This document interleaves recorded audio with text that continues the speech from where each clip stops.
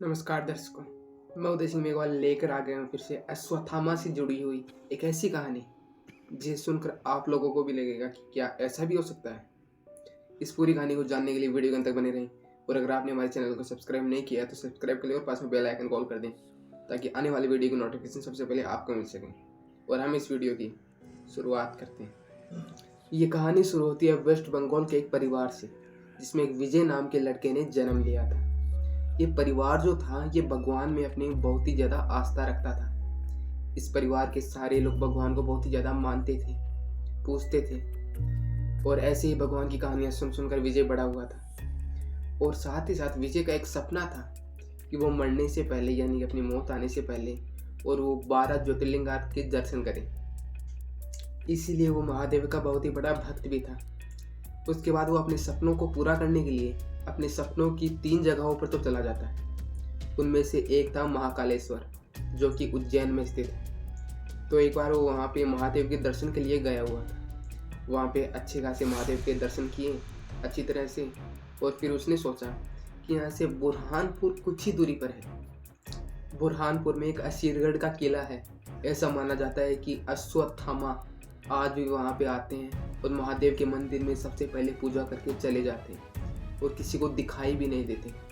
लेकिन ये अश्वत्थामा वाली बात विजय को नहीं पता थी। उससे केवल इतना पता था कि असीरगढ़ के किले में महादेव का मंदिर है, तो मैं वहाँ पे दर्शन करके आ जाता हूँ। उसके बाद वो बुरहानपुर के लिए रवाना हो जाता है। तकरीबन वो रात को बुरहानपुर पहुँचता है। वहाँ पहुँच के देखता है कि अब तो रात हो गई है और कोई भी बस वगैरह असीरगढ़ के किले की तरफ नहीं जा रही है। तो वो वहीं पे रेलवे स्टेशन पे पूछताछ करता है कि मैं असीरगढ़ के किले में कैसे जा सकता हूँ, वहाँ पे कैसे घूम सकता हूँ। तो उसे एक ऑटो ड्राइवर बताता है कि आप सुबह यहाँ से बस पकड़ के असीरगढ़ के किले की तरफ चले जाना और वहाँ पे अच्छे से घूम लेना। उसके बाद विजय सोचता है कि हाँ ये भी सही है, रात को यहीं पे सो जाता हूँ और सुबह उठते ही असीरगढ़ के किले के लिए रवाना हो जाऊँगा। तो उस रात विजय रेलवे स्टेशन पर ही सो जाता है और सुबह होते ही वो वहाँ से बस पकड़ के असीरगढ़ के किले की तरफ रवाना हो जाता है।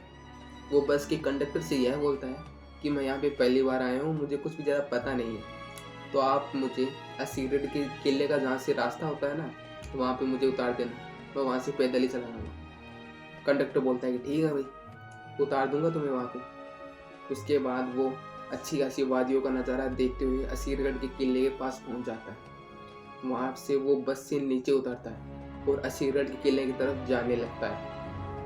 वो असीरगढ़ के किले में पहुंचता है तो थोड़ा निराश होता है क्योंकि असीरगढ़ के किले के अंदर जो आते हैं टूरिस्ट उनके लिए वहाँ पे काम चल रहा था, तो अंदर जाने की किसी को भी इजाज़त नहीं थी, कोई भी अंदर नहीं जा सकता था। तो ये बोलता है कि मैं इतनी दूर से आया हूँ, मुझे अंदर थोड़ा घूमना है, महादेव के दर्शन करने हैं, मुझे जाने दो। लेकिन वो बोलते हैं कि नहीं, अंदर कोई नहीं जा सकता। तो ये एकदम से निराश होकर वापस नीचे की तरफ आने लगता है। जैसे जैसे ये नीचे आ रहा था इसके सामने इसे बंदर भी दिखाई दे रहे हैं। थोड़ी नीचे जाने के बाद इसका रास्ता बंदर ब्लॉक कर देते हैं। बंदर इसके आगे आगे बैठ जाते हैं। वो हिल ही नहीं रहे थे, तो ये उन्हें भगाने की कोशिश करता है लेकिन वो नहीं भागते। थोड़ी देर बाद नीचे से एक आदमी आता है तो ये बंदर अपने आप हट जाते हैं। वो आदमी दरअसल उस मंदिर की तरफ ही जा रहा था। वो आकर विजय से पूछता है कि तुम कौन हो और यहाँ पे क्या कर रहे हो। तो विजय बताता है कि मैं वेस्ट बंगाल से आया हूँ और यहाँ पे मुझे महादेव के दर्शन करने हैं और असीरगढ़ का किला घूमना है। तब विजय उस आदमी से पूछता है कि आप कौन हो, क्या आप इनके साथ हो जो यहाँ पे काम कर रहे हैं। तब वो बोलता है कि हाँ ऐसे समझ लो, मैं इनके साथ ही और मैं ऊपर जा रहा हूँ। वो क्या है कि मैं मेरा कुछ सामान वहाँ पे भूल गया था, वही लेने के लिए जा रहा हूँ। तो विजय उस आदमी से विनती करता है कि आप मुझे भी अपने साथ ले चलिए, मैं किले में ज़्यादा टाइम तक नहीं रुकूंगा। पहले तो वो आदमी मना करता है लेकिन उसके बाद वो विजय को अपने साथ ऊपर ले जाने के लिए मान जाता है। दोनों ऊपर पहुंच जाते हैं।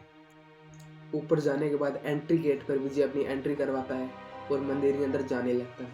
तब वो आदमी कहता है कि जल्दी आना, मुझे यहाँ पे ताला लगा के वापस भी जाना है। तब विजय कहता है कि ठीक है जल्दी आता हूँ। उसके बाद विजय असीरगढ़ के किले के अंदर चला जाता है। वो अंदर जाकर काफ़ी सारी चीज़ें देखता है और किला घूमने लगता है। उसे थोड़ा टाइम हो जाता है।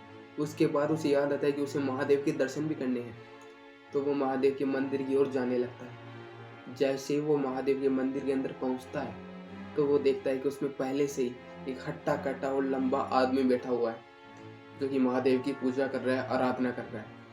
तो उसने सोचा ये हो सकता है यहाँ का कोई आदमी हो, तो वो भी अंदर जाकर पूजा करने लगता है। उसके पास ही में एक लोटा रखा हुआ था। तो विजय बाहर से कुंड से जाकर पानी लेकर आता है और महादेव की शिवलिंग के ऊपर अभिषेक करने लगता है। तब वो जो हट्टा कट्टा आदमी था वो जल अभिषेक का मंत्र बोलने लगता है। विजय सोचता है कि जल अर्पण मैं कर रहा हूँ और मंत्र ये बोल रहे हैं। तो ऐसे महादेव की पूजा करने के बाद वो आदमी विजय से पूछता है कि कर लिए दर्शन, अच्छे से दर्शन हो गए ना? तब विजय कहता है कि हाँ, अच्छे से दर्शन हो गए। उसके बाद विजय उस आदमी से पूछ लेता है कि आप कौन?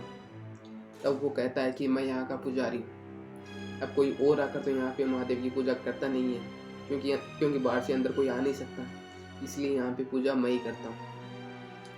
उसके बाद बातों ही बातों में विजय उस आदमी से पूछता है कि वो बाहर अंकल तो ताला लगा के जाने वाले, तो फिर आप बाहर कैसे जाओगे?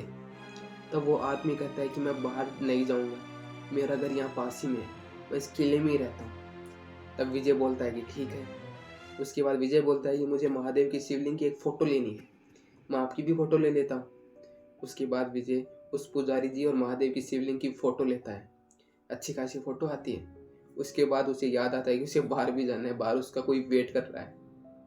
तो विजय पुजारी जी से कहता है कि अच्छा ठीक है, बहुत बात होगी, अब मैं चलता हूँ, मुझे वापस अपने घर भी जाना है। ऐसा कहकर वो वहाँ से किले से बाहर आ जाता है। बाहर आते थे वो जो बाहर आदमी खड़ा था वो वहाँ पे ताला लगा देता है और दोनों नीचे की तरफ आने लगते हैं। तो उसके बाद वो जो वॉचमैन था जिसने वहाँ पे ताला लगाया था वो विजय से पूछता है कि अंदर क्या क्या देखा, अच्छे से किला घूमा ना?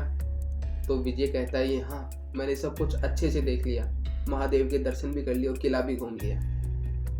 उसके बाद विजय बोल पड़ता है कि मैं अंदर महादेव के दर्शन भी कर लिए और पुजारी जी से भी मिल लिया। तब वो आदमी अचानक चलते चलते रुक जाता है और कहता है क्या, किसी मिल लिए?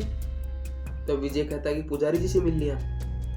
तब वो कहता है कि अंदर तो कोई पुजारी है ही नहीं, कोई अंदर जा ही नहीं सकता है, फिर वहाँ पे पुजारी कैसे हो सकता है? तब विजय कहता है कि नहीं, वो पुजारी जी थे, मैंने उनसे पूछा था कि आप कहाँ रहते हो, तो उन्होंने कहा था कि मैं किले में ही रहता हूँ। तो उसके बाद उन्होंने कहा कि तुम बहुत ही सौभाग्यशाली हो कि तुम्हें अश्वत्थामा को देखने का और मिलने का मौका मिला है। ऐसा सुनते ही विजय पूरी तरह से शॉक हो जाता है कि क्या अश्वत्थामा थे वो? तो वो बताता है कि हाँ, अश्वत्थामा यहाँ पे आते हैं और महादेव की पूजा करके वापस चले जाते हैं। आज तक कोई भी उन्हें देख नहीं पाया है, लेकिन तुम उनसे मिल चुके हो, इसलिए तुम बहुत ही ज़्यादा सौभाग्यशाली हो। उसके बाद उसे याद आता है कि हाँ, किला तो बंद होता है, कोई किले में कैसे रह सकता है और कोई अंदर जा नहीं सकता, तो वहाँ पे पुजारी जी कैसे हो सकते हैं? तो वो अश्वत्थामा ही थे। ये सोच के विजय थोड़ा खुश भी होता है और थोड़ा उसे डर भी लगता है कि क्या मैं अश्वत्थामा से मिल लिया? हमारे साथ होता है ना कि हमारे साथ कोई चीज़ अचानक से होती है तो हम पूरा शौक हो जाते हैं। विजय भी पूरा शौक हो गया था कि वो महाभारत काल से अभी तक जीवित साक्षात अश्वत्थामा से मिल चुका था। यदि आप लोग भी अश्वत्थामा के बारे में पूरी कहानी जानना चाहते हैं तो ऊपर में कुछ लिखा हुआ आ रहा होगा, आप वहाँ पे क्लिक करके वो वीडियो देख सकते हैं। उसके बाद विजय वहाँ से सीधा वेस्ट बंगाल अपने घर के लिए निकल पड़ता है और अपने घर पहुँच जाता है। घर पहुँचकर चूंकि विजय का परिवार एक धार्मिक परिवार था, वो ये विजय की बात सुनकर बहुत ही ज़्यादा खुश होते हैं। लेकिन उसके बाद विजय को नींद आनी बंद हो गई थी। उसी रात को सपने में वो अश्वत्थामा का वो पुजारी जी वाला रूप ही दिखाई देता, इसलिए 7-8 दिन तक तकरीबन विजय बीमार ही रहा था। और फिर 7-8 दिन के बाद विजय नॉर्मल होता है और फिर वो सोचता है कि ये कहानी पूरी दुनिया के सामने आनी चाहिए। अगर आपके पास में कोई ऐसी कहानी या टॉपिक है तो इसका लिंक इस वीडियो के डिस्क्रिप्शन बॉक्स में मौजूद है, सीधा क्लिक करके वहीं पर पहुँच जाइए। और अगर वीडियो अच्छी लगे तो लाइक और सब्सक्राइब जरूर से कर दीजिएगा। और हम मिलते हैं इसकी नेक्स्ट वीडियो के अंदर किसी नए टॉपिक के साथ में, तब तक के लिए धन्यवाद।